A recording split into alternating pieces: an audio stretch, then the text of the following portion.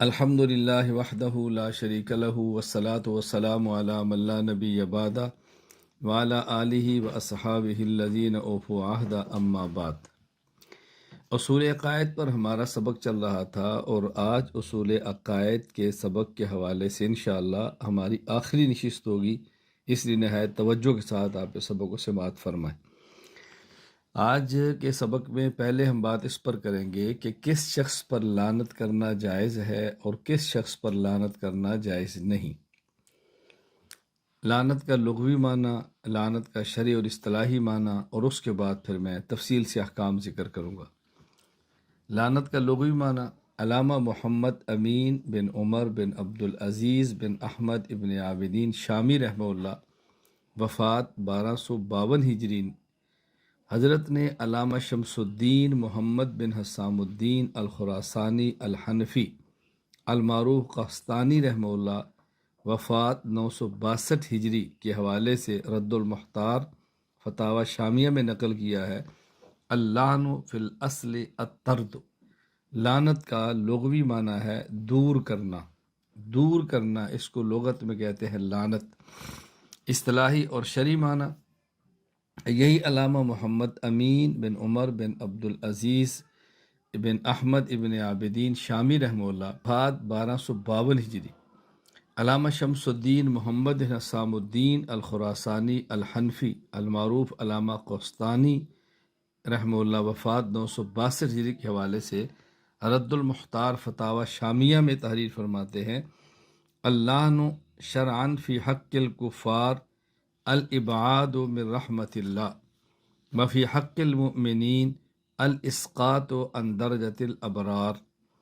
شریعت میں جب کافر پر لعنت بھیجی جائے تو اس کا معنی ہوتا ہے کہ اللہ کی رحمت سے دور ہے، اور جب مومنین پر کسی فسق اور گناہ کی وجہ سے لعنت بھیجی جائے تو مومن کے حق میں لعنت کا معنی ہوتا ہے کہ یہ نیک لوگوں کے مقام سے نیچے ہے، نیک لوگوں کے مقام سے نیچے ہے۔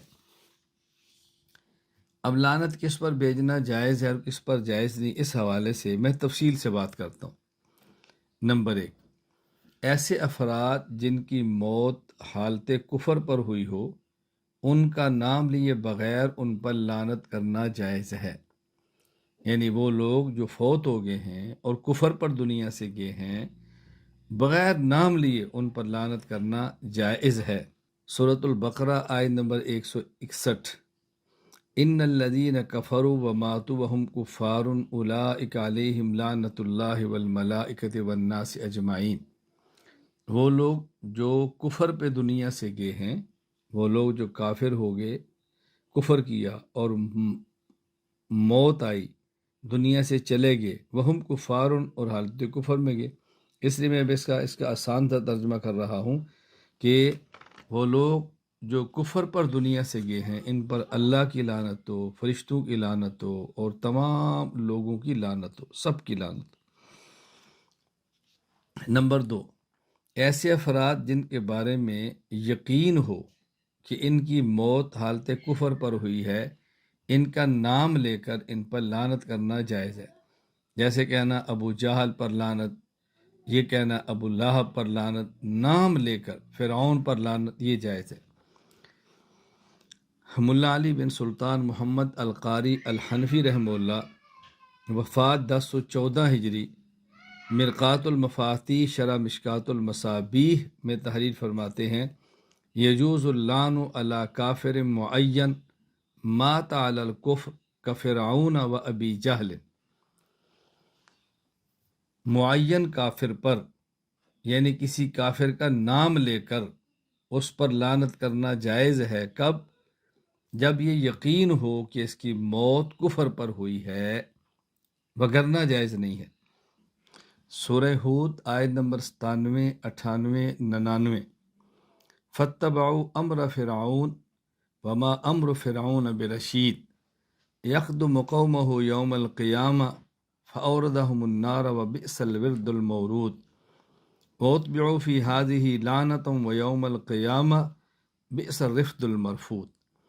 یہاں دیکھو اللہ تعالیٰ نے فرعون کا ذکر کیا ہے کہ ان سرداروں نے فرعون کی بات مانی، حالانکہ فرعون کی بات غلط تھی، اور یہ ان سب کو لے کر جہنم کے اندر گیا ہے۔ اور فرمایا وَأُتْبِعُوا فِي هَذِهِ لَعْنَةً وَيَوْمَ الْقِيَامَةِ، ان پر دنیا میں بھی لعنت اور قیامت کے دن بھی لعنت ہوگی۔ تو نام لے کر ان پر لعنت کی گئی ہے۔ اسی طرح حضرت امام ابو عبداللہ احمد بن محمد بن حنبل البغدادی رحمہ اللہ تعالی، وفات 241 ہجری، مسند احمد حدیث نمبر 3824۔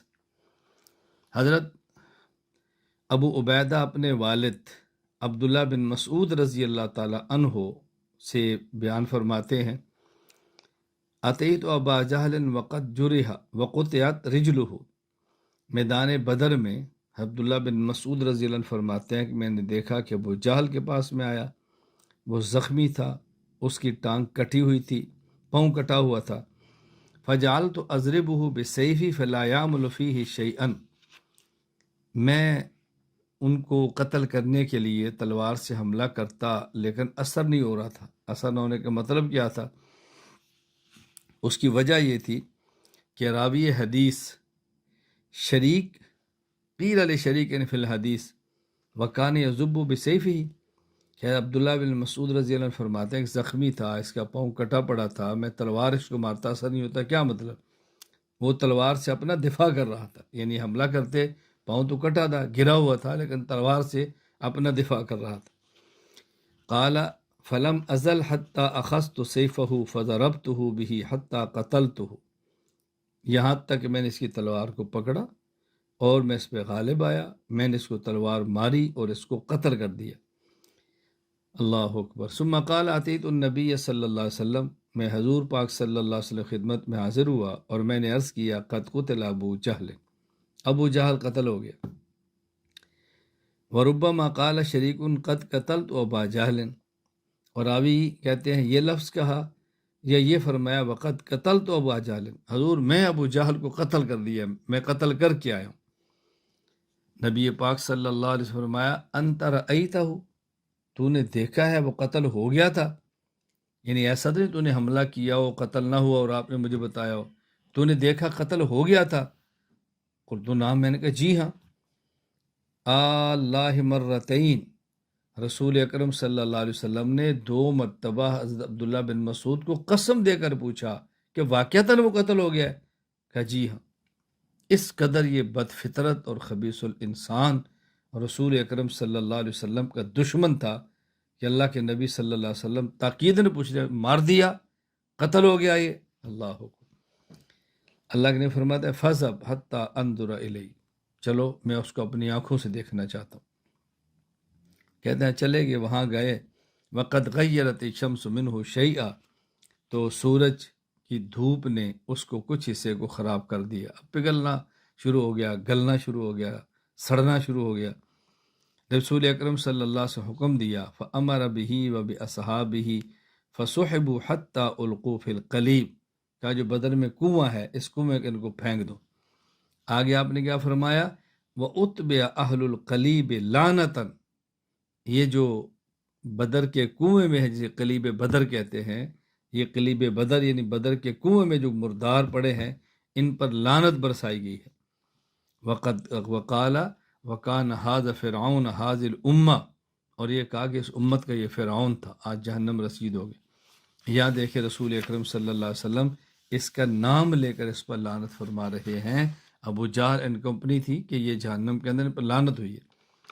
دونوں میں فرق سمجھ لیں، پہلی قسم میں تذکرہ تھا کہ وہ کافر جو فوت ہو گئے ہیں، کفر میں دنیا سے گئے ہیں، نام ہم نہیں لے رہے، اور اب تذکرہ ہے کسی خاص کافر کا، کسی کا نام لے کر کہنا کہ فلاں کافر پر لعنت ہو، یہ تب کہیں گے وہ مرا ہو اور اس کا کفر پر مرنا یقینی پتہ چلے گی کفر پہ مرا ہے۔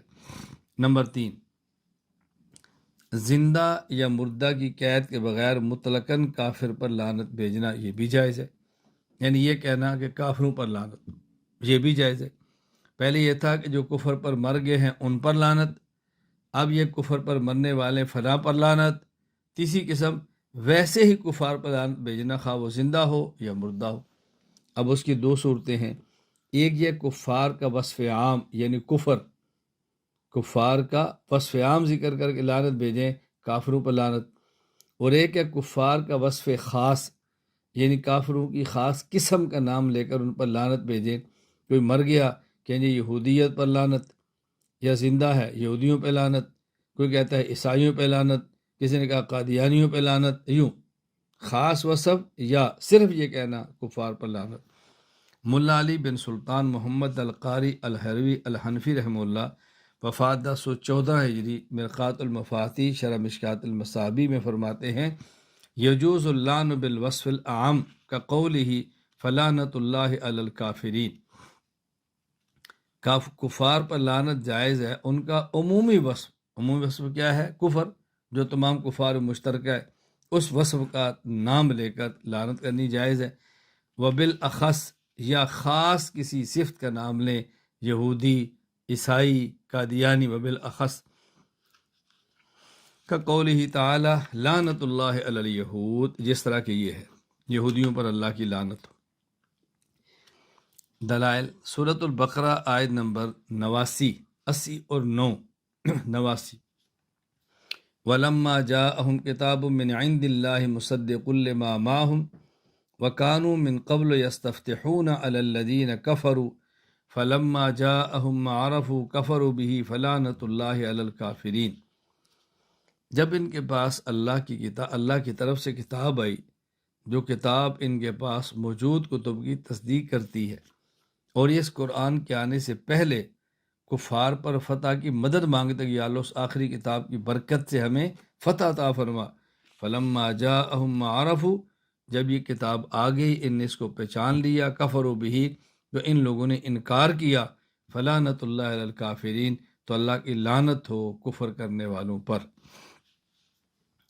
نمبر 2، امام ابو عبداللہ محمد بن اسماعیل البخاری رحمہ اللہ وفات 256 ہجری، صحیح بخاری حدیث نمبر 1390، امام بخاری فرماتے ہیں، حضرت عائشہ رضی اللہ تعالیٰ نے فرمایا کہ رسول اکرم صلی اللہ علیہ وسلم نے اپنی اس بیماری میں جس میں آپ دنیا سے رخصت ہوئے، آپ نے ارشاد فرمایا، لعن اللہ الیہود والنصارى اتخذوا قبور انبیائہم مساجدا، اے اللہ یہودیوں اور عیسائیوں پر لعنت بھیج، انہوں نے انبیاء کی قبروں کو سجدہ گاہ بنا دیا ہے۔ نمبر 4، جو شخص زندہ ہو اور حالت کفر میں ہو، اس کا نام لے کر اس پر لعنت بھیجنا جائز نہیں۔ کوئی شخص زندہ ہے اور کافر ہے تو اس کا نام لے کر لعنت مت بھیجے۔ معروف مفسر علامہ اسماعیل حقی بن مصطفیٰ الحنفی رحمہ اللہ تعالی وفات 1127 ہجری، تفسیر روح البیان سورۃ البقرہ آیت نمبر 87، ابھی جو آیت میں نے پڑھی ہے، وَلَمَّا جَاءَهُمْ كِتَابٌ مِّنْ عِندِ اللَّهِ مُصَدِّقٌ لِّمَا مَعَهُمْ، اس کے تحت لکھتے ہیں، إِنْ كَانَ مِمَّن لَّمْ يَثْبُتْ شَرْعًا بِعَيْنِهِ فَهَٰذَا فِيهِ خَطْرٌ، اگر کوئی ایسا شخص ہو کہ جس کا کفر شرعاً ثابت نہ ہو، شرعاً ثابت نہ ہونے کا معنی یہ ہے کہ ایسا شخص کہ بالیقین اس کا کفر کے ساتھ دنیا سے جانا ثابت نہ ہو، یعنی کافر تو ہے لیکن نامعلوم کل کو مسلمان ہو جائے، نامعلوم کل کافر ہو، یعنی مستقل کفر پہ رہنا، جس کا مستقل کفر پہ رہنا شرعاً ثابت نہ ہو۔ بات اچھی طرح سمجھ لیں، ان کان ممن لم یثبت شرعاً، یعنی اگر کوئی شخص ان میں سے ہے کہ جس کا علی الدوام، علی استمرار اور مستقلاً کفر پر رہنا ثابت نہ ہو، یعنی موت تک یہ کفر پر ہی رہے گا، جب تک اس پر کوئی شرعی دلیل نہ ہو تب تک اس معین شخص پر لعنت بھیجنا ٹھیک نہیں۔ فی خطر، اس میں بہت زیادہ خطرات ہیں، احتیاط کا تقاضا یہ ہے کہ ذرا اس پر خیال کر لیا جائے۔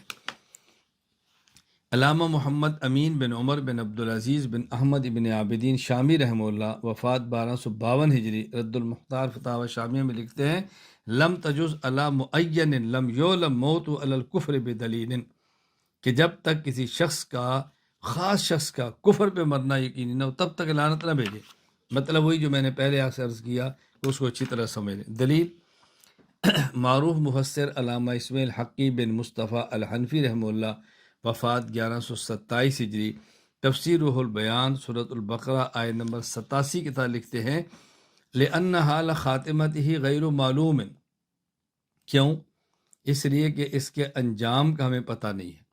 کتنے کافر ہیں جو بعد میں مسلمان ہو جاتے ہیں، وربما یسلم الکافر او یتوب، کفر سے توبہ کر لیتے ہیں، فیموت مقربا عند اللہ، ہو سکتا ہے اللہ کے ہاں توبہ کر کے اپنا قرب پالے تو لعنت نہ بھیجے، فکیف یحکم بکونہ ملعونا، اس لیے اس پر یہ فیصلہ نہیں کیا جا سکتا کہ یہ ملعون ہے، اللہ کی رحمت سے دور ہے۔ الا یری ان وحشیا قتل ام النبی علیہ السلام آنی حمزہ رضی اللہ عنہ ثم اسلم علی ید النبی صلی اللہ علیہ وسلم وبشرہ اللہ بالجنہ، کیا دیکھا نہیں آپ نے کہ وحشی کافر تھے، حضرت حمزہ رضی اللہ عنہ کو شہید کیا، بعد میں رسول اللہ علیہ وسلم کے ہاتھ پہ کلمہ پڑا، مسلمان ہو گئے، تو نبی پاک نے ان کو جنت کی بشارت دی ہے۔ خلاصہ یہ ہے نمبر 4 کا، اگر کوئی شخص زندہ ہو اور اس کے بارے میں کوئی دلیل شرعی نہ ہو کہ موت تک کافر ہی رہے گا، تب تک اس پر لعنت بھیجنا جائز نہیں۔ نمبر 5، اگر کوئی شخص زندہ ہو اور کافر ہو، اسلام کا صریح مخالف ہو، اپنی تصنیف، تقریر، اثر و رسوخ کے ذریعے اسلام کو نقصان پہنچاتا ہو، ضدی ہو، ہٹ درم ہو، اس کا نام لے کر بھی لعنت کریں تو جائز ہے۔ مقصود اس کے فتنے سے امت کو بچانا ہے، اور ظن غالب بھی یہی ہوتا ہے کہ ایسا شخص کفر پر ہی رہے گا۔ ظن غالب ہو سکتا ہے توبہ کر لے، میری بات اچھی طرح سمجھ لیں۔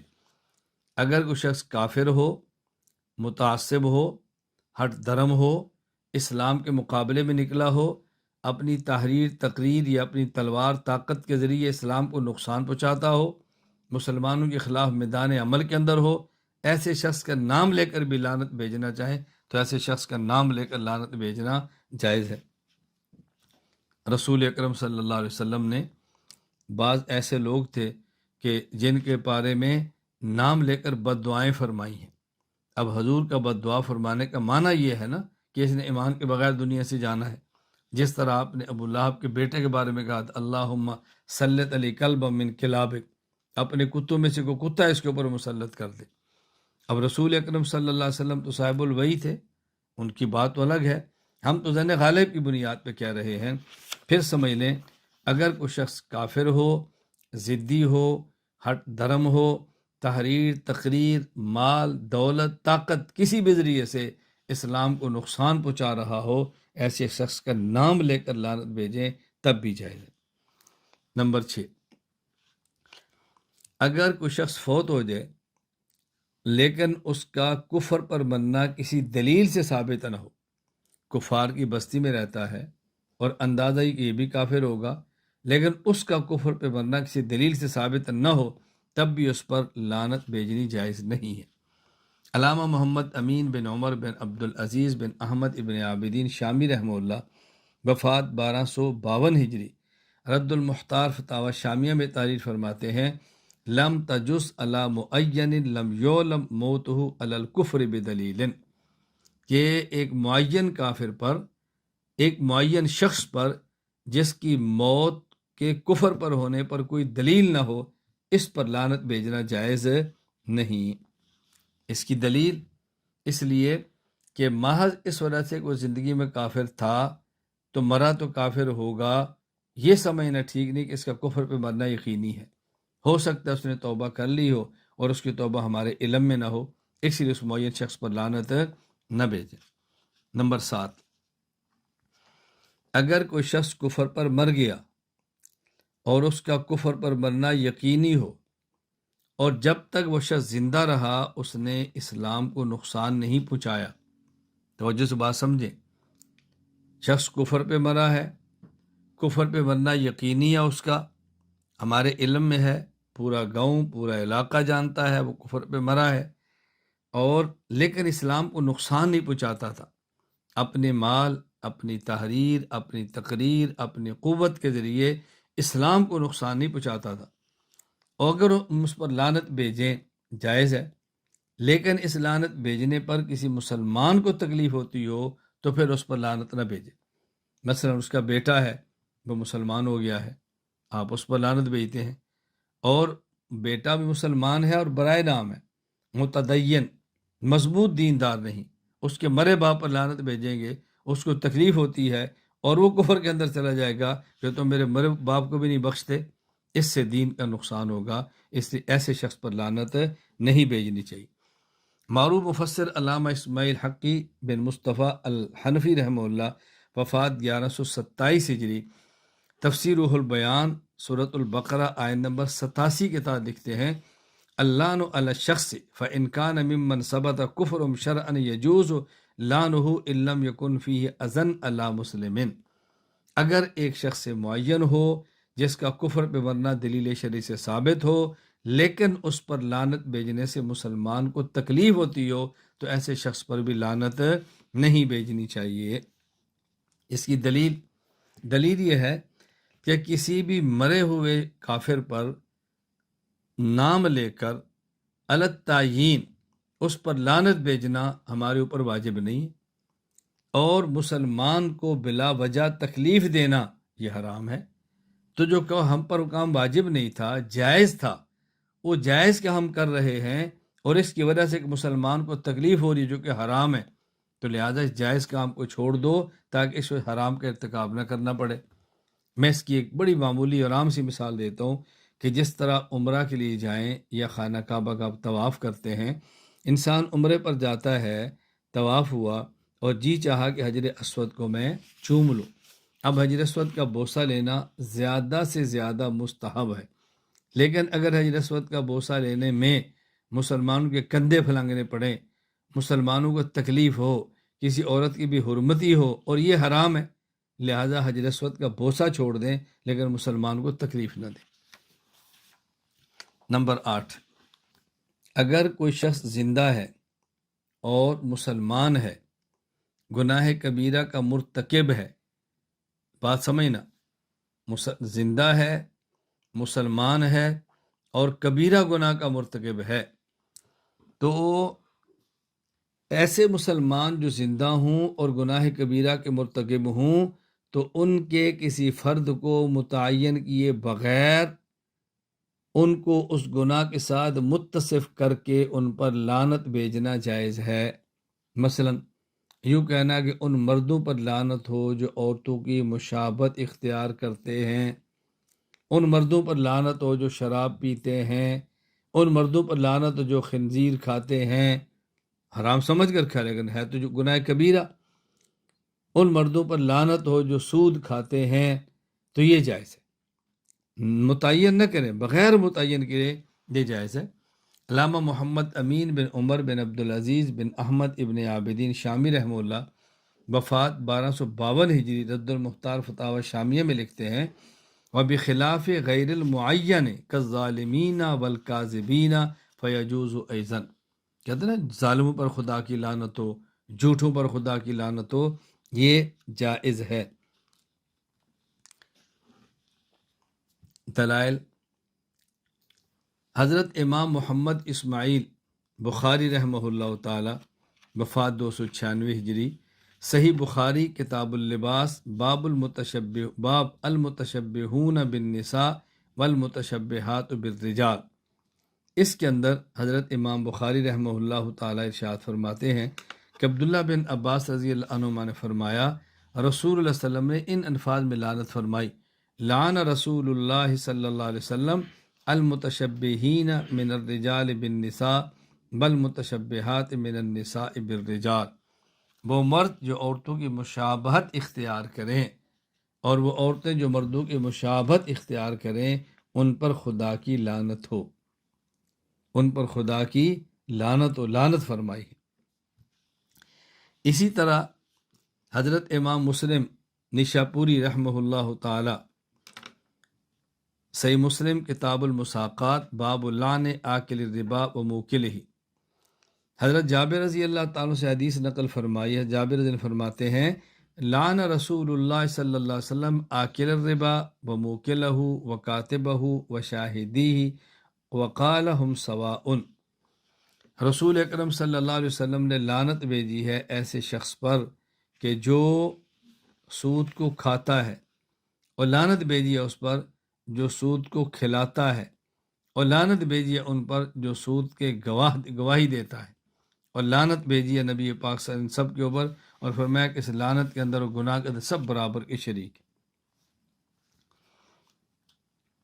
نمبر 9، مسلمان جو گناہ کبیرہ کا مرتکب ہو ان کے فرد معین پر لعنت بھیجنا جائز نہیں، یعنی اس زانی پر لعنت ہو، اس شرابی پر لعنت ہو، معین کر کے لعنت بھیجنا جائز نہیں ہے۔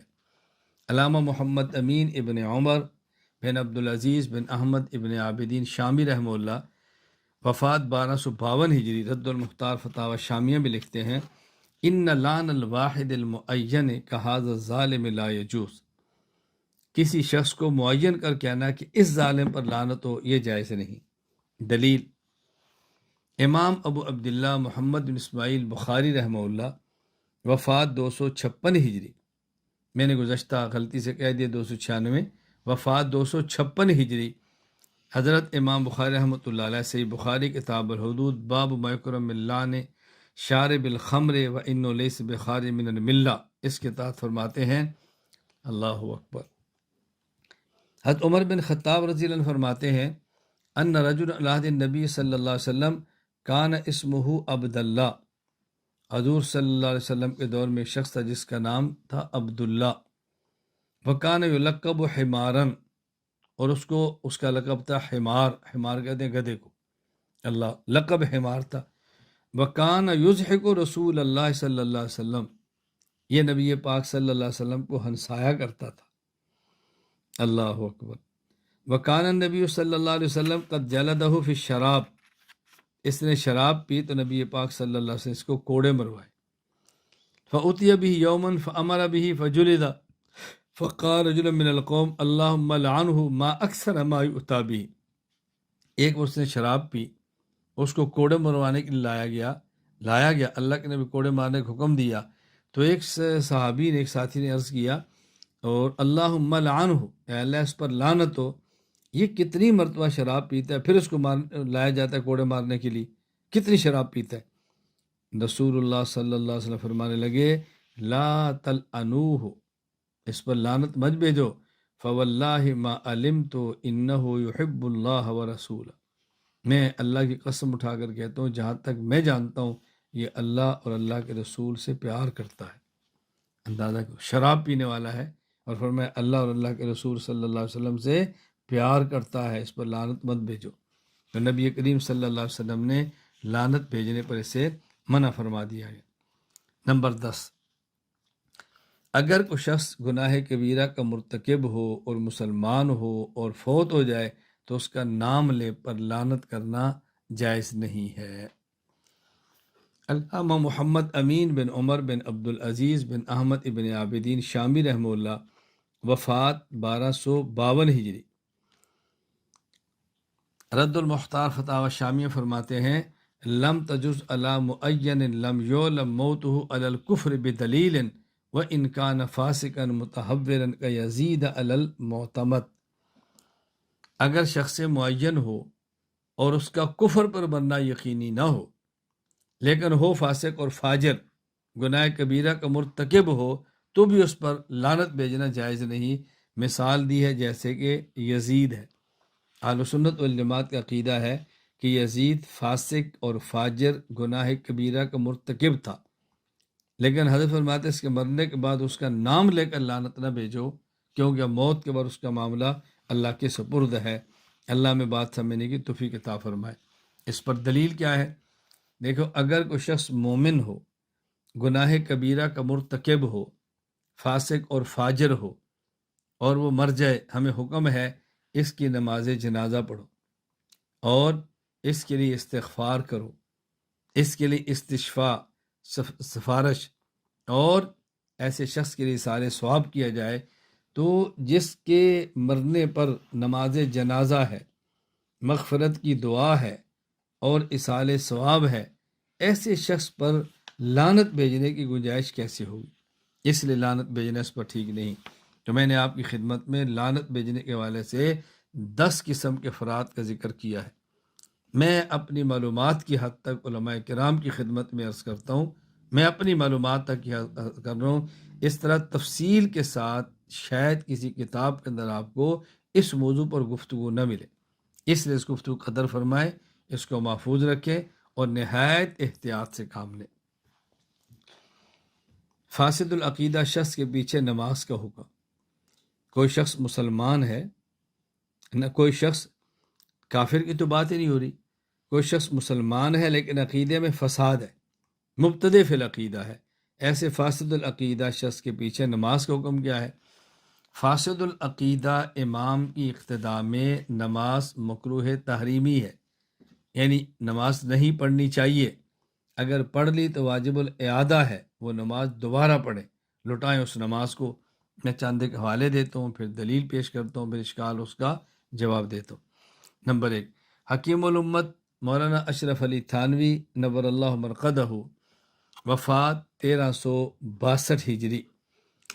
امداد الفتاوی باب الامامت والجماعہ تحریر فرماتے ہیں، غیر مقلد بہت طرح کے ہیں، بعض ایسے ہیں کہ ان کے پیچھے نماز پڑھنا خلاف احتیاط یا مکروہ یا باطل ہے، کیونکہ پورا حال معلوم ہونا فی الفور مشکل ہے، اس لیے احتیاط یہی ہے کہ ان کے پیچھے نماز نہ پڑھی جاوے فقط، واللہ تعالی عالم۔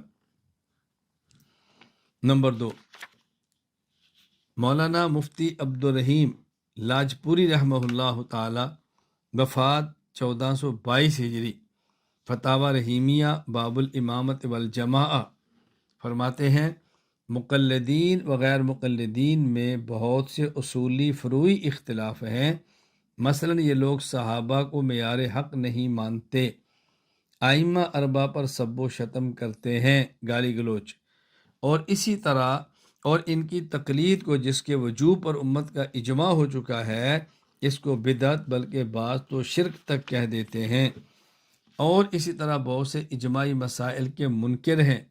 20 رکعت تراویح کو بدعت عمری کہتے ہیں، وقوع طلاق ثلاثہ کو قرآن و حدیث کے خلاف کہتے ہیں، جمعہ کی اذان اول کو بدعت عثمانی کہتے ہیں، اور بعض تو 4 سے زائد عورتوں سے نکاح کو جائز کہتے ہیں، متع کے جواز کے قائل ہیں۔ اس لیے ہمارے اکابرین فرماتے ہیں کہ حتی الوسع ان کے پیچھے نماز نہ پڑھی جائے، اور نماز جیسی اہم عبادت کو مشتبہ طور پر ادا کرنا کس طرح مناسب ہو سکتا ہے، اور اگر کسی مجبوری کی وجہ سے ان کے پیچھے نماز پڑھ لی تو احتیاطاً بعد میں اعادہ کر لے۔ نمبر 3، مولانا مفتی رشید احمد لدھیانوی رحمہ اللہ، وفات 1422 ہجری، احسن الفتاوی باب الامامت والجماعہ فرماتے ہیں، آج کل کے غیر مقلدین کی اکثریت صرف یہی نہیں کہ رعایت مذہب کا خیال نہیں رکھتی، بلکہ اس کو غلط سمجھتی ہے اور عمداً اس کے خلاف کا اہتمام کرتی ہے اور اس کو ثواب سمجھتی ہے، اس لیے ان کی اقتداء سے حتی الامکان احتراز لازم ہے۔ یہ تفصیل اس وقت ہے جب امام صحیح العقیدہ ہو، اگر اس کا عقیدہ فاسد ہے، مقلدین کو مشرک جانتا ہے، سب سلف کرتا ہے، یعنی اکابرین امت کو گالیاں دیتا ہے، تو اس کی امامت بہرحال مکروہ تحریمی ہے۔ نمبر 4، دارالعلوم دیوبند کا فتویٰ، یہ دارالعلوم دیوبند کی ویب سائٹ پر موجود ہے، اگر غیر مقلد امام صوتی موضع پر مسح کرتا ہے یا تقلید کو شرک کہتا ہے یا ائمہ مجتہدین کو برا بھلا کہتا ہے تو ایسے امام کے پیچھے نماز درست نہ ہوگی، واللہ تعالی عالم۔ نمبر 5، دارالعلوم دیوبند کے فتویٰ بھی ان کی ویب سائٹ پر موجود ہے، جو کہ غیر مقلد تقلید کو شرک، خلفائے راشدین کی جاری کردہ سنن کو بدعات اور ائمہ مجتہدین وغیرہ کے متعلق زبان درازیاں کرتا ہو، وہ فاسق ہے، اس کے پیچھے نماز مکروہ تحریمی ہے، اور آج کل کے اکثر غیر مقلدین ایسے ہی ہوتے ہیں، اس لیے ان کے پیچھے نماز نہ پڑھنی چاہیے، واللہ تعالی عالم۔ نمبر 6، جامعہ علوم اسلامیہ علامہ محمد یوسف بن نوری ٹاؤن کراچی، ان کا فتویٰ بھی ان کی ویب سائٹ پر موجود ہے، بدعتی کی اقتداء میں نماز ادا کرنا مکروہ تحریمی ہے، کسی صحیح العقیدہ متقی پرہیزگار امام کے پیچھے نماز پڑھنے کی کوشش کرنی چاہیے، اگر کوئی شخص ایسی بدعات میں مبتلا ہو جو حد کفر و شرک تک پہنچی ہوئی ہوں تو اس میں تعویل معتبر نہ ہو، یا یقینی طور پر اس کے عقائد کا شرکیہ ہونا معلوم ہو، ایسے بدعت امام کی اقتداء میں نماز پڑھنا جائز نہیں ہے، اور اگر کسی نے پڑھ لی تو اعادہ ضروری ہوگا۔ دلیل کیا ہے؟ حضرت امام ابو بکر احمد بن حسین بن علی بن موسیٰ البیہقی رحمہ اللہ، وفات 458 ہجری، شعب الایمان للبیہقی حدیث نمبر 9018 میں فرماتے ہیں کہ حضرت ابراہیم بن میسرہ رحمہ اللہ فرمایا رسول اکرم صلی اللہ علیہ وسلم نے من وقر صاحب بدعت فقط عان علی حدم الاسلام، کہ جس شخص نے بدعتی انسان کی تعظیم کی، احترام کیا، اس نے گویا اسلام کو مٹانے میں کسی کی مدد کی ہے۔ اب بتائیں کسی شخص کو امام بنانا، اس سے بڑی کسی کی عظمت اور تعظیم کیا ہو سکتی ہے؟ اس پر اشکال یہ ہے کہ ایک روایت جو سنن دار قطنی میں ہے، حدیث نمبر 1768، حضرت امام ابو الحسن علی بن عمر بن احمد بن مہدی البغدادی الدار قطنی رحمہ اللہ، وفات 385 ہجری، یہ نقل فرماتے ہیں حضرت ابو ہریرہ رضی اللہ تعالیٰ نے فرمایا کہ رسول اکرم صلی اللہ علیہ وسلم فرمایا صلو خلف کل بر و فاجر، تم ہر نیک اور برے امام کے پیچھے نماز پڑھو، وصلو علی کل بر و فاجر، ہر نیک اور برے انسان کی نماز جنازہ پڑھو، وجاہدوا مع کل بر و فاجر، اور ہر نیک اور برے انسان کے ساتھ مل کر جہاد کرو، یعنی امام نیک ہو یا فاسق ہو، اس کے ساتھ مل کر جہاد کرو۔ تو رسول اکرم صلی اللہ علیہ وسلم فرما رہے ہیں کہ نیک ہو یا برا اس کے پیچھے نماز پڑھو، اور آپ کہتے ہیں اس کے پیچھے نماز پڑھنی جائز نہیں، تو یہ فتویٰ تو حدیث پاک کے خلاف ہے۔ جواب ذہن نشین فرما لو کہ ہم جو کہتے ہیں فاسق کے پیچھے نماز نہیں پڑھنی چاہیے، اس سے مراد فاسق بالعقیدہ ہے، نہ کہ فاسق بالجارحہ، یعنی وہ شخص جس کے عقیدے میں فساد ہے اس کے پیچھے نماز نہ پڑھو، اور حدیث پاک میں جس کے پیچھے نماز پڑھنے کی اجازت دی ہے، اس سے مراد وہ فاسق ہے کہ جس کا فسق عقیدے میں نہ ہو بلکہ اس کا فسق اس کے عمل کے اندر ہو۔ عملاً فاسق ہونا اور بات ہے، اور اعتقاداً فاسق ہونا اور بات ہے۔ علامہ احمد بن محمد بن اسماعیل الطحطاوی رحمہ اللہ، وفات 1231 ہجری، حاشیہ طحطاوی علی مراقی الفلاح میں لکھتے ہیں والمراد الفاسق بالجارحہ لا بالعقیدہ، جس فاسق کے پیچھے نماز ہوتی ہے اس سے مراد فاسق بالجارحہ، فاسق بالعمل ہے، نہ کہ فاسق بالعقیدہ۔ اصول عقائد کے سبق میں بات چلتی رہی ایمان اور کفر کی، اور بات چلتی رہی سنت اور بدعت کی۔ میں اس پر دو باتیں بطور اختصار کے جامعیت کے ساتھ عرض کرتا ہوں، آپ اس کو اچھی طرح ذہن نشین فرما لیں۔ ایمان اور کفر دو متضاد چیزیں ہیں۔ ایمان صحت اور کفر بیماری۔ کسی شخص کے صحیح اور تندرست ہونے کے لیے ضروری ہے اس کے اندر کوئی بیماری نہ ہو، اور کسی کے بیمار ہونے کے لیے اتنا کافی ہے کہ اس کے اندر کوئی ایک مرض ہو۔ اسی طرح کسی شخص کے مومن ہونے کے لیے ضروری ہے کہ اس کے اندر کوئی کفری عقیدہ نہ ہو، اور کسی شخص کے کافر ہونے کے لیے تمام عقائد کا کفریہ ہونا ضروری نہیں، ایک عقیدہ کفریہ ہوگا تب بھی اس کو کافر کہیں گے۔ چنانچہ امام ابو جعفر احمد بن محمد بن سلامت طحاوی رحمہ اللہ، وفات 321 ہجری، العقیدۃ الطحاویہ میں فرماتے ہیں ولا یخرج العبد من الایمان الا بجحود ما ادخلہ، آدمی ایمان سے نکلتا ہے اسی چیز کی وجہ سے کہ جو چیز اس کو ایمان کے اندر داخل کرتی ہے، یعنی تمام ایمانیات کو قبول کرے تو مومن ہوتا ہے، اور ایک ایمانیات میں سے کوئی ایمانی چیز چھوڑ دے تو دائرہ اسلام سے نکل جاتا ہے۔ اسی طرح سنت اور بدعت کے بارے میں یاد رکھیں، سنت اور بدعت متضاد چیزیں ہیں۔ سنت صحت اور بدعت بیماری۔ صحیح ہونے کے لیے ضروری ہے کہ آدمی کے اندر کوئی بیماری نہ ہو، اور بیمار ہونے کے لیے اتنا کافی ہے کہ اس کے اندر کوئی ایک بیماری ہو، تمام امراض کا ہونا ضروری نہیں۔ تو کسی شخص کے اہل و سنت ہونے کے لیے ضروری ہے اس کے اندر ایک بھی بدعت نہ ہو، اور کسی کے اہل بدعت ہونے کے لیے اتنا ہی کافی ہے کہ اس کے اندر ایک بدعت موجود ہو۔ چنانچہ کہا جاتا ہے وَلَا يَخْرُجُ الْعَبْدُ مِنْ أَهْلِ السُّنَّةِ وَالْجَمَاعَةِ إِلَّا بِجُحُودِ مَا أَدْخَلَهُ، کوئی آدمی اہل و سنت والجماعت سے نکلے گا اسی بیماری کی وجہ سے جس کی وجہ سے کوئی شخص بھی اہل و سنت والجماعت سے نکلے گا اسی کی وجہ سے کہ جس کی بنیاد پر ہی اہل و سنت والجماعت میں داخل ہوتا ہے، یعنی جس کا معنی تو اہل سنت ہوتا ہے، ان میں سے ایک بھی چھوڑے گا تو یہ شخص اہل سنت سے نکل کر اہل بدعت کے اندر شامل ہو جائے گا۔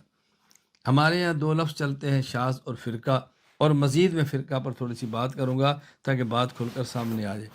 شاذ اور فرقہ کسے کہتے ہیں؟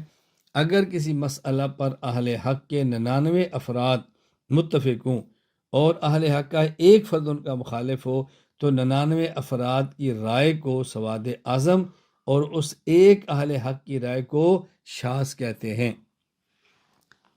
جیسے ابن تیمیہ رحمہ اللہ کا 3 طلاق کو ایک کہنا، بعض اہل علم کا 8 تراوی 8 رکعت کا قائل ہونا، یہ شاذ ہے، سواد اعظم نہیں ہے۔ یہاں چند ایک باتیں سمجھ لیں۔ پہلی بات یہ کہ جب ایک طرف سواد اعظم ہو اور ایک طرف شاذ ہو تو سواد اعظم کی رائے کو لیں گے اور شاذ کو چھوڑ دیں گے۔ حدیث پاک میں نبی کریم صلی اللہ علیہ وسلم کی بات موجود ہے کہ جب ایک مسئلے میں اختلاف ہو، فرمایا حدیث پاک میں فَاتَّبِعُوا سواد الاعظم، تو سواد اعظم کو لینا، یعنی سواد اعظم جمہور کی رائے کو لینا اور مد مقابل فرد واحد کی رائے کو چھوڑ دینا۔ تو میں چند ایک باتیں کہنے لگوں۔ نمبر 1، ہم سواد اعظم کو لیں گے اور شاذ کو چھوڑ دیں گے۔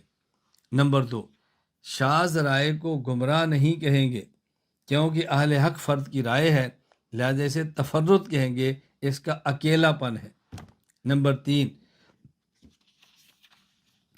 اگر وہ فرد جو شاذ رائے والا ہے اپنی رائے کو حق کہہ کر جمہور اور سواد اعظم کی رائے کی تسلیل کرتا ہے، ان کو گمراہ کہتا ہے، تو پھر اس کو اہل حق نہیں کہیں گے بلکہ اس کو ضال اور مضل کہیں گے۔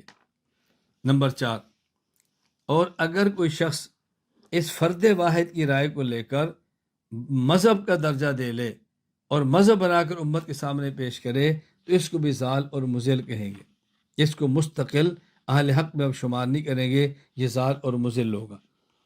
یہ بات اچھی طرح ذہن نشین فرما لیں۔ دوسری بات ہے فرقہ۔ کئی ایک عقائد اور مسائل کے حاملین افراد پر مشتمل گروہ کا نام فرقہ ہے۔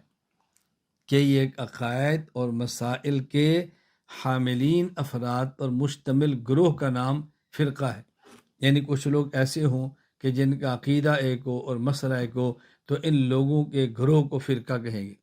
اس فرقہ کی 2 قسمیں ہیں۔ نمبر 1 فرقہ ناجیہ، نمبر 2 فرقہ ضالہ۔ اگر کسی فرقہ کے عقائد اور مسائل درست ہوں تو یہ فرقہ ناجیہ ہے، نجات پانے والا فرقہ اہل حق ہے، اور اگر کسی فرقہ کے عقائد اور مسائل غلط ہوں تو یہ فرقہ ضالہ ہے، یعنی گمراہ ہے۔ پھر فرقہ ضالہ کی 2 قسمیں ہیں، ایک ہے فرقہ ضالہ کافرہ اور ایک ہے فرقہ ضالہ مبتدعہ۔ اگر کوئی فرقہ ضروریات دین کے مقابلے میں چند ایک ضروریات گھڑ لے یا ضروریات دین میں سے چند ایک یا ایک ضرورت کا انکار کر دے تو ایسے فرقہ کو فرقہ ضالہ کافرہ کہیں گے، جیسے منکرین ختم نبوت، قادیانیوں کا فرقہ، جیسے منکر قرآن، جیسے منکر حدیث، جیسے منکر صحاب پیغمبر، یہ فرقہ ہوگا منکرین کا فرقہ ضالہ کافرہ ہوگا۔ نمبر 2 فرقہ ضالہ مبتدعہ۔ اگر کوئی فرقہ ضروریات اہل سنت والجماعت کے مقابلے میں چند ایک عقائد اور مسائل گھڑ لے یا ضروریات اہل سنت والجماعت میں سے چند ایک عقائد اور مسائل کا انکار کر دے تو یہ فرقہ ضالہ ہوگا، لیکن ضالہ مبتدع ہوگا، اس کو فرقہ ضالہ کافرہ نہیں کہیں گے۔ جیسے کہ کوئی شخص عقیدہ حیات النبی صلی اللہ علیہ وسلم کا انکار کر دیں تو منکرین حیات النبی صلی اللہ علیہ وسلم یہ فرقہ ضالہ مبتدعہ ہے، فرقہ ضالہ کافرہ نہیں ہے۔ منکرین عصمت انبیاء علیہ السلام یہ فرقہ ضالہ مبتدعہ ہے، یہ فرقہ ضالہ کافرہ نہیں ہے۔ منکرین ثواب و عذاب قبر یہ فرقہ ضالہ مبتدعہ، ضالہ کافرہ نہیں۔ پھر سمجھ لیں ثواب و عذاب قبر سے مراد اگر کوئی شخص بالکل قبر کے ثواب و عذاب یعنی موت کے بعد حشر تک ثواب و عذاب کا قائل ہی نہیں ہے، یہ تو مسلمان نہیں، لیکن ثواب و عذاب تو مانتا ہے اور تشریح اپنی کرتا ہے، اہل سنت والجماعت کی نہیں کرتا، ہم اس کو کافر نہیں کہیں گے، بدعتی اور گمراہ کہیں گے۔ ایک بات اور سمجھ لیں، 73 فرقوں کا مطلب کیا ہے؟ یعنی آپ نے کئی بار سنا، حدیث پاک کے اندر آتا ہے کہ پہلی امتوں میں 72 فرقے تھے، میری امت میں 73 فرقے ہوں گے، 72 جہنم میں جائیں گے اور ایک جنت میں جائے گا۔ یہ جو حدیث پاک ہے، اس میں جو یہ ذکر فرمایا گیا 73 فرقے ہوں گے، یہ 73 فرقے مسلمانوں کے ہوں گے، یہ 73 فرقے کفار کے نہیں ہوں گے۔ یعنی 73 فرقے، ان میں سے 72 فرقے مسلمان اور 73واں بھی مسلمان ہوگا۔ فرق اتنا ہے کہ باقی 72 جہنم میں جائیں گے اور سزا بھگت کے جنت میں جائیں گے، اور فرقہ ناجیہ یہ ڈائریکٹ جنت میں جانے والا فرقہ ہوگا۔ یہ بات اچھی طرح ذہن نشین فرما لیں۔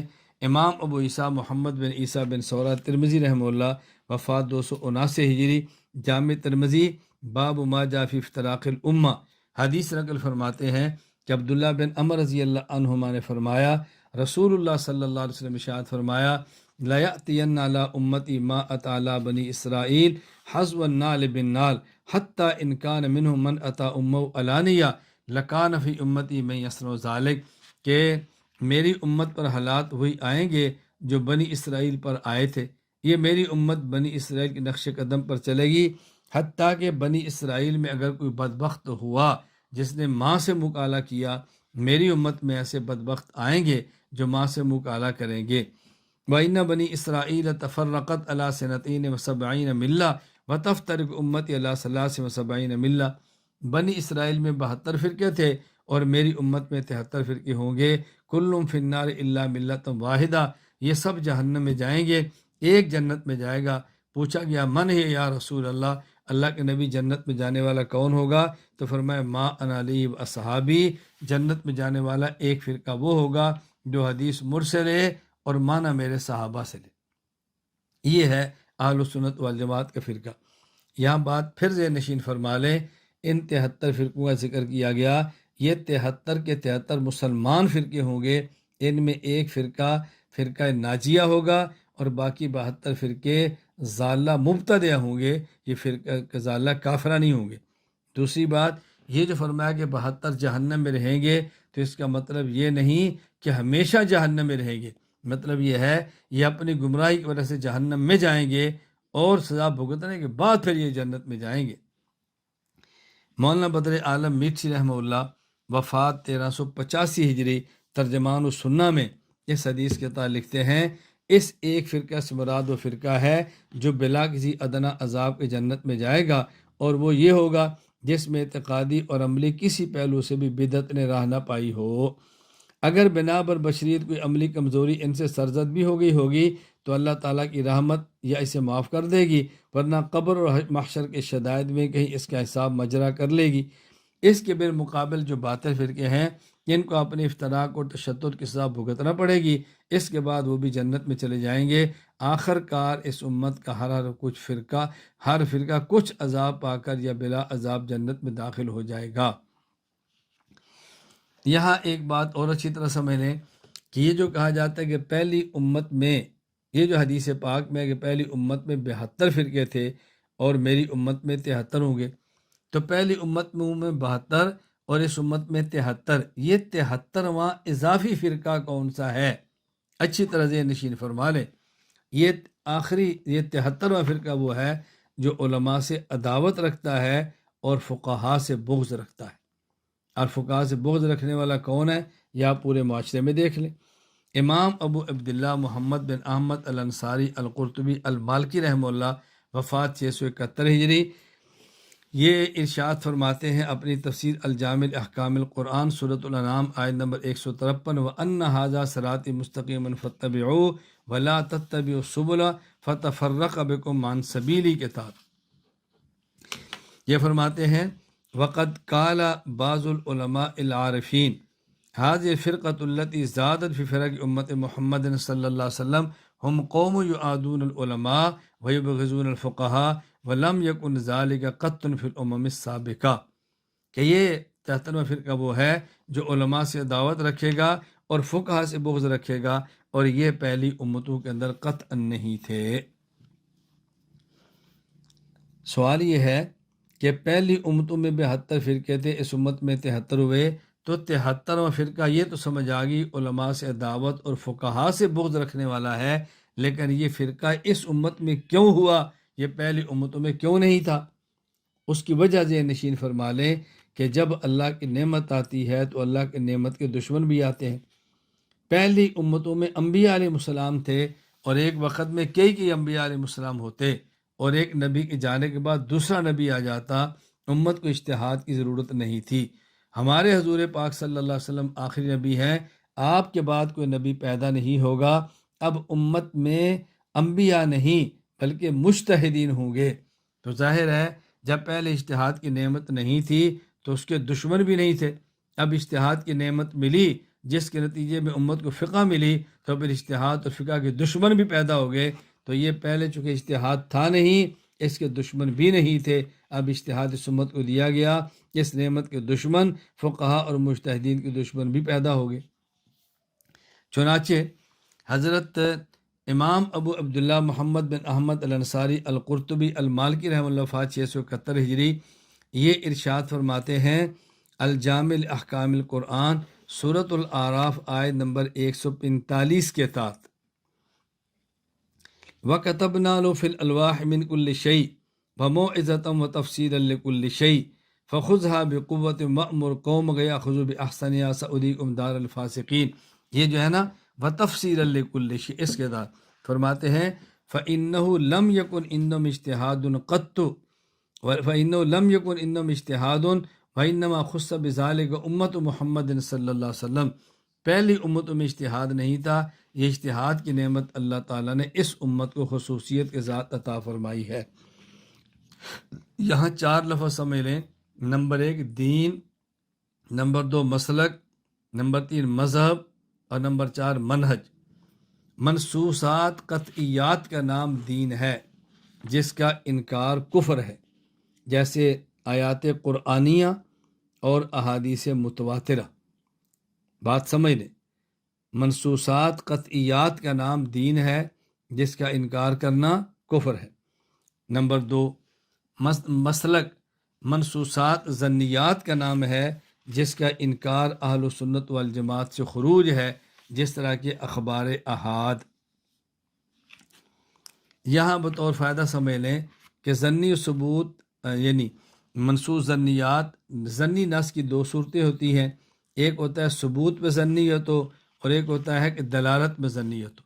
یعنی کبھی ثابت تو قطعیت کے ساتھ ہوتی ہے، لیکن اس نص کے معنی میں کئی احتمال آتے ہیں تو دلالت میں ظنی ہو جاتی ہے، اور کبھی نص کا ثبوت ہی ظنی ہوتا ہے کہ اس کا ثبوت قطعی نہیں ہوتا، خبر واحد کے درجے کے اندر ہوتی ہے۔ یہ بات اچھی طرح ذہن نشین فرما لیں۔ نمبر 3 مذہب، اجتہادیات کا نام ہے، جس میں ہر مذہب کے حق اور خطا ہونے کا احتمال ہے، ہر مذہب کے حق اور خطا ہونے کا احتمال ہے۔ نمبر 4 منہج، طریقہ کار اور پالیسی کا نام ہے۔ پھر سمجھ لیں، 4 الفاظ یاد رکھیں، نمبر 1 دین، نمبر 2 مسلک، نمبر 3 مذہب، نمبر 4 منہج۔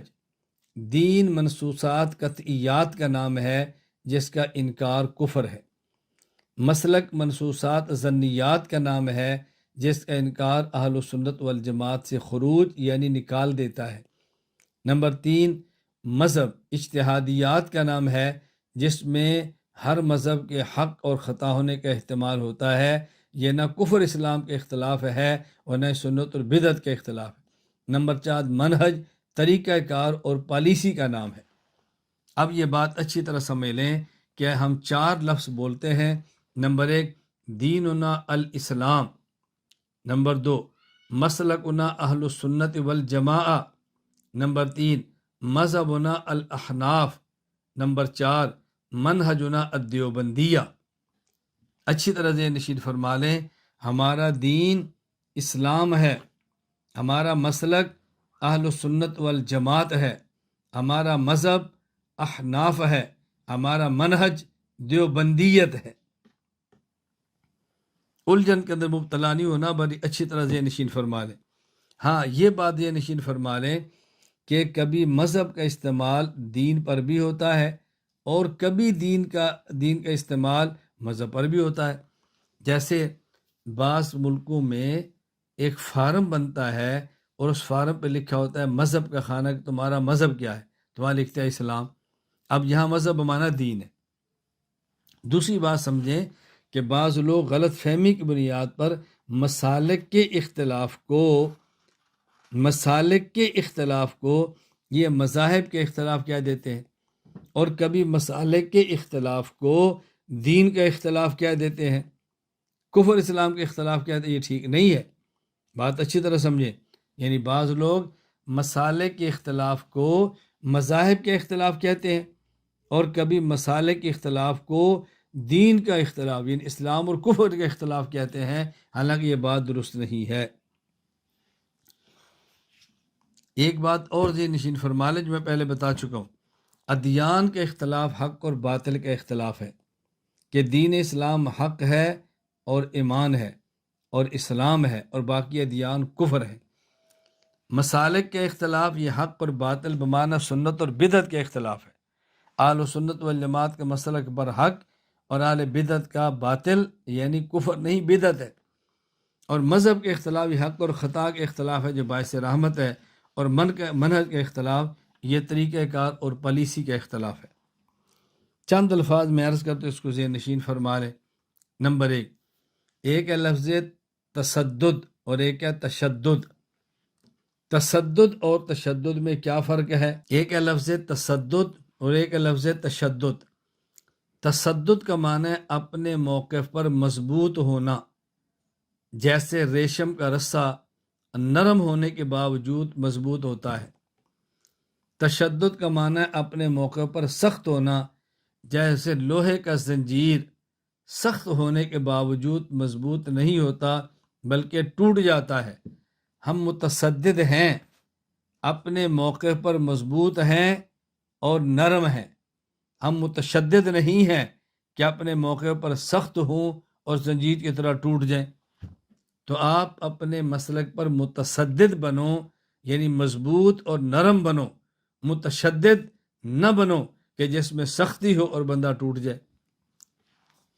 ایک لفظ تسلب ہے اور ایک لفظ تعصب ہے۔ ایک لفظ تسلب اور ایک لفظ تعصب۔ دلائل کی بنیاد پر اپنے مسلک پر پختگی، اس کا نام تسلب ہے۔ ضد اور عناد کی بنیاد پر اپنے مسلک پر پختگی، یہ تعصب ہے۔ پھر ذہن نشین فرما لیں، تسلب اور تعصب میں کیا فرق ہے؟ تسلب دلائل کی بنیاد پر اپنے موقع پر پختگی، تعصب ضد اور عناد کی بنیاد پر اپنے موقع پر پختگی۔ ہم متسلب یعنی دلائل کی بنیاد پر اپنے موقع پر پختہ ہیں۔ ہم متعصب یعنی ضد اور عناد کی بنیاد پر اپنے موقع پر پختہ نہیں، تو ہم متسلب تو ہیں، ہم متعصب نہیں ہیں۔ میں پھر بھی گزارش کیا کرتا ہوں کہ ہم اپنے لیے تسلب کی بجائے بھی تمسک کا لفظ استعمال کریں تو زیادہ مناسب ہے۔ کوئی پوچھے آپ متعصب ہیں، کو نہیں، ہم اہل سنت والجماعت احناف دیوبند پر متمسک ہیں۔ تسلب کی بجائے تمسک کا لفظ زیادہ مناسب ہے، چونکہ حدیث پاک ہے تمسک کا لفظ آیا ہے۔ امام ابو داؤد سلیمان بن اشعث سجستانی رحمہ اللہ وفات 275 ہجری، سنن ابی داؤد کتاب السنہ باب فی لزوم سنہ میں فرماتے ہیں، حضرت ارباز بن ساریہ کہتے ہیں رضی اللہ عنہ کہ رسول اللہ صلی اللہ علیہ وسلم نے ایک دن نماز پڑھائی، پھر آپ نے ہمارے طرف توجہ فرمائی اور آپ نے بہت عمدہ آواز فرمایا جس سے آنکھوں سے آنسو جاری ہو گئے، دل اس سے کانپ گئے۔ ایک شخص نے کہا یا رسول اللہ، یوں لگتا ہے کہ یہ اس شخص کا آواز ہے جو دنیا چھوڑ کر جا رہا ہے، ہمیں کوئی نصیحت فرما دیں۔ آپ نے فرمایا اوصیکم بتقوی اللہ والسمع والطاعۃ وان ابدا حبشیہ، اللہ سے ڈرتے رہنا، اور حکمران اگر شریعت کے مطابق بات کرے اور حبشی کیوں نہ ہو، اس کی بات سننا اور ماننا۔ فإنه من يعش منكم بعدي فسيرى اختلافا كثيرا فعليكم بسنتي وسنة الخلفاء الراشدين میرے بعد جو تم میں زندہ رہا وہ دین میں اختلافات دیکھے گا، خلفۂ راشدین کی میری سنت اور خلفۂ راشدین کی سنت کو لازم پکڑنا، تمسکوا بہا وعضوا علیہا بالنواجذ، اس کو مضبوطی سے پکڑنا۔ آپ نے مضبوطی سے پکڑنے کے لیے لفظ تمسک استعمال فرمایا ہے۔ وَإِيَّاكُمْ مُحْدَثَاتِ الْأُمُورِ، بدعات سے بچتے رہنا، فَإِنَّ كُلَّ مُحْدَثَةٍ بِدْعَةٌ وَكُلَّ بِدْعَةٍ ضَلَالَةٌ، اس لیے کہ ہر نیا کام بدعت ہے اور بدعت گمراہی ہوتی ہے، اور بعض روایات میں ہے کہ گمراہی انسان کو جہنم تک لے جاتی ہے۔ میں آخر میں گزارش کروں گا، اہل سنت والجماعت کے عقائد اور اصول عقائد کو پڑھنے، معلوم کرنے اور سمجھنے کے لیے مندرجہ ذیل کتابیں انتہائی مفید ہیں۔ نمبر 1، الفقہ الاکبر، امام اعظم ابو حنیفہ رحمہ اللہ، وفات 150 ہجری کی۔ اگر آپ اس کے ساتھ شرح الفقہ الاکبر میری رکھ لیں تو آپ کو بہت فائدہ ہوگا۔ نمبر 2، عقیدہ طحاویہ، امام ابو جعفر احمد بن محمد بن سلامہ طحاوی رحمہ اللہ تعالی، وفات 321 ہجری۔ اگر آپ اس کے ساتھ میری شرح عقیدہ طحاویہ رکھ لیں تو آپ کو بہت فائدہ ہوگا۔ نمبر 3، العقائد النسفیہ، امام نجم الدین ابو حفص عمر بن محمد بن احمد النسوی الحنفی رحمہ اللہ، وفات 537 ہجری، اور اگر اس کے ساتھ بھی میری شرح رکھ لیں تو آپ کو بہت فائدہ ہوگا۔ نمبر 4، العقیدۃ الحسنہ، شاہ ولی اللہ محدث دہلوی رحمہ اللہ، وفات 1176 ہجری، اگر اس کے ساتھ بھی آپ میری شرح العقیدۃ الحسنہ رکھ لیں تو آپ کو بہت فائدہ ہوگا۔ نمبر 5، المحنت علی المفند، مولانا خلیل احمد سہارنپوری رحمہ اللہ تعالی، وفات 1348 ہجری، اگر اس کے ساتھ میرا حاشیہ المحنت المفند رکھ لیں تو بہت فائدہ ہوگا۔ اسی طرح المحنت پر اعتراضات کے جوابات، میری کتاب وہ بھی ساتھ رکھ لیں تو آپ کو بہت فائدہ ہوگا۔